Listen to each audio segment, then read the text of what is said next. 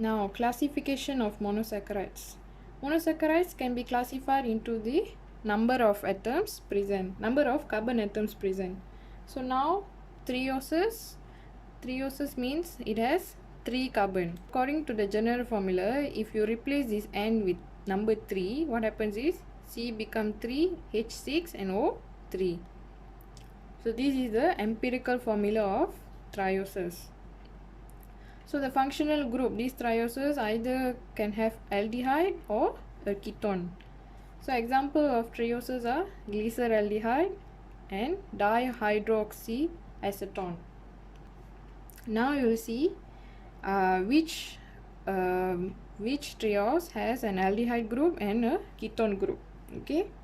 So how to identify is, first you have to see where is the carbonyl group present. If it's present in the terminal, then it's a aldehyde.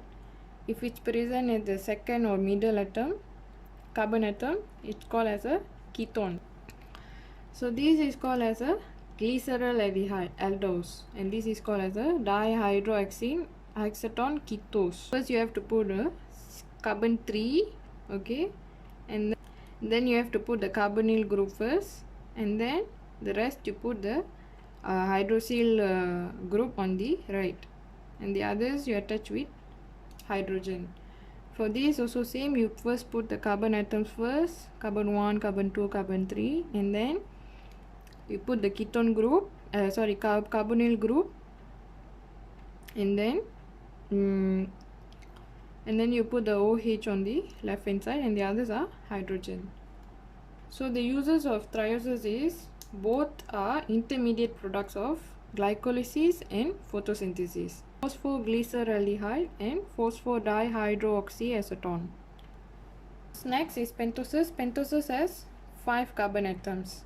So the same thing, if you replace the general formula with N with 5 is, you will get C5H10O5. So this is a pentose. So examples of pentoses are ribose, deoxyribose, ribulose.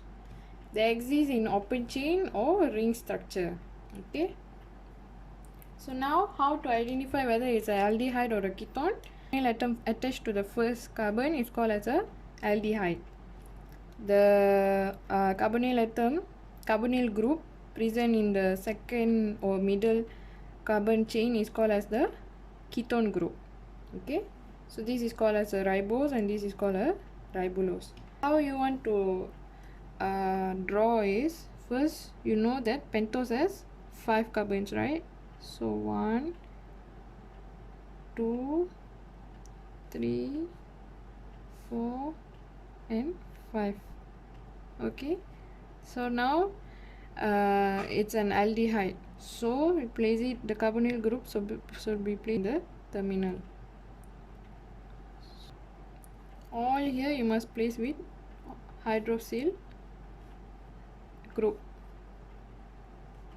and the others are hydrogen. So this is called as a ribose, and this is called as ribulose. The same thing you have to do here, but you must place the carbonyl group in the middle of the carbon chain or on the second atom. So ribose and deoxyribose, they exist in a chain form. So this is called as a furanose. Furanose means it has 4 carbon atoms and 1 oxygen atom.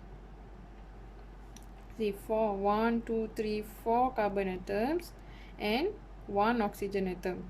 This carbon atom is outside of the ring, so it forms as a furanose. A 5-member ring is called as a furanose.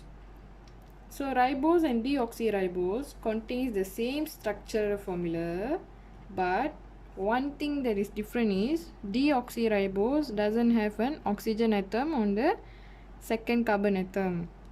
See, ribose, oxygen is removed. D means is removed. So that's why its name is deoxyribose. So if you see at the ring structure, here the hydroxyl group is absent. Alright, the others all remain the same. So the use of pentose is used to synthesize nucleotides. Ribose to form new ribonucleotides, RNA, deoxyribose to form deoxyribonucleotides, DNA. Okay, and they are also used to synthesize coenzymes, NAD, NADP, FAD, and coenzyme A. They are used to synthesize polysaccharides also. And pentoses are a receptor for carbon dioxide fixation, especially for ribulose biphosphate, RUBP. These we'll study in the photosynthesis chapter. Okay. So next is hexoses. Hexoses has 6 carbon atoms.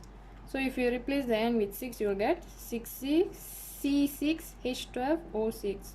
Examples of hexoses are glucose, galactose, and fructose. They exist in open chain or ring structure. So now glucose has C1, C2, C3, C4, C5, C6. And one thing that is different for glucose is one hydrogen atom will be present in the left hand side. Okay, this is the specialty of glucose, and it has a aldehyde group at the terminal. So for fructose, same, has 6 carbon atoms, and the others all are the same. The OH hydroxyl group present in the right. Okay, and it has a ketone because the carbonyl is present in the middle chain or the second atom. Aldehyde and ketone have carbonyl group, right? C double bonded to O. Carbon double bonded to oxygen atom. So they have a reducing end. It's called as a reducing end. Why? Because carbonyl group are donors of electrons and they are used for reducing. So you see, they have the same empirical formula but different structural formula. So we call them as isomers. Glucose is an isomers. Glucose has many isomers. But the one that will be asked for exam is, you have to know the D-glucose and L-glucose. They are known as optical isomers. Why? You see, for D-glucose, it's the same as the previous glucose structure, right? We studied just now. The hydrogen atom is on the one hydrogen atom on the right hand side of the hydroxyl group. But for L-glucose, what happens is it just mirrors.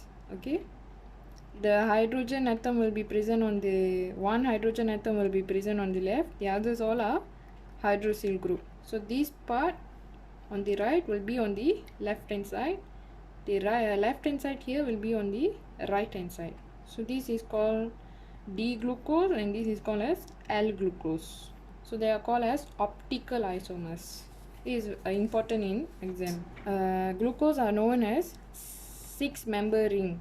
They form a pyranose. Pyranose means it has 5 carbon atom, 1 oxygen atom in its ring. So see, C1, C2, C3, C4, C5. So 5 carbon atom and 1 oxygen atom. So you will be asking a question, how from this open chain structure it becomes a ring structure.